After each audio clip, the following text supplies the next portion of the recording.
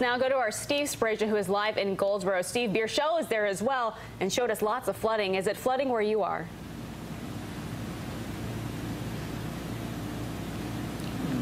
We have all kinds of things happening here. I wanted to talk about what Bierschel saw. She's been looking at just the flooding stuff. We've been driving around the city, and we're finding a lot of other things happening. Goldsboro, very, very hard hit. I'm on Park Avenue right now, and behind me on Park Avenue, you can see a giant tree came down across this road, completely blocked it. And when this tree came down, it brought down a lot of power lines with it. So as a result, there's no electricity here in this neighborhood, or perhaps, and actually, there's no electricity in most of Goldsboro right now. Now, this situation is going to continue. There's going to be power outages that last quite some time, but also there's going to be other issues too. Joining me now live is Sandra Muller. You live in this neighborhood. Sandra, first of all, talk to me about this situation when the tree came down. It went down, and one limb went towards the first neighbor's house first. And actually, I started a Facebook Live, and 7 minutes later, the rest of the tree from the winds went and 3 feet shy on that side of hurting that house. And on this side, it landed on a rail and did not penetrate the house at all. So complete blessing that both of these houses and everyone was safe. And when was that it went down? It went down yesterday afternoon.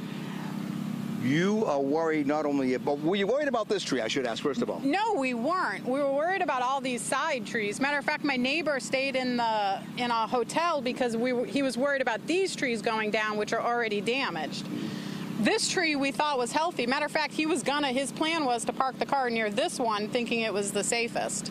With all the rain that we're getting, it's going to continue to soften the ground. We're still going to get some gusty conditions. You've got a tree right over your house, and we have to ask you, how concerned are you about that tree that literally is overhanging your house? I slept on the floor under a bed last night in case that thing went down. I am petrified about it.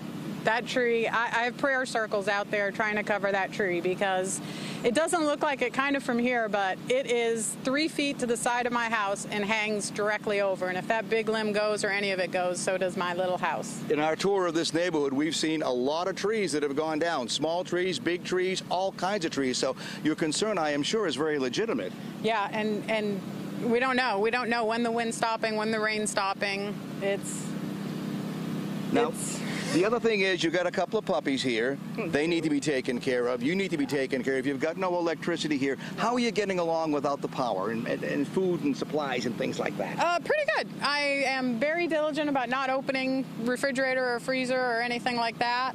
And hopefully one of my friends who still has power out in the country is going to give me a generator pretty soon. But we've done this before. Any high wind storm, this neighborhood, we lose trees. I've gone 7 days before, so that's not my big worry, and food's replaceable. I just want to see the end of this storm. Looking at the massive numbers of electric lines that are down, it's not just a big part of the grid, it's individual streets and sometimes service drops to individual homes. I would guess restoration is going to take a while. Yeah, we're here in 10 days or more. We're prepared for that. You'll be able to deal with that. We all come together as a neighborhood and we take care of each other. And this is the South. You got to help each other out. Absolutely. Sandra Muller, thank you very much for taking the time to talk to us. We're going to continue our tour of Goldsboro, trying to find other issues to deal with, that folks have to deal with, and let you know what else is happening. But again, if you see a situation like this where you have power lines that are down, even though you would assume at this point, because there's no electricity in the neighborhood, that these lines are no longer energized, don't make that assumption. Don't mess around with any kind of power lines. Don't go over and look at them or try and touch them or anything like that, because you don't know if there's some energy in those lines, and we certainly don't want you to get hurt as a result of that. Reporting live from Goldsboro, I'm Steve Spraja, CBS 17 News.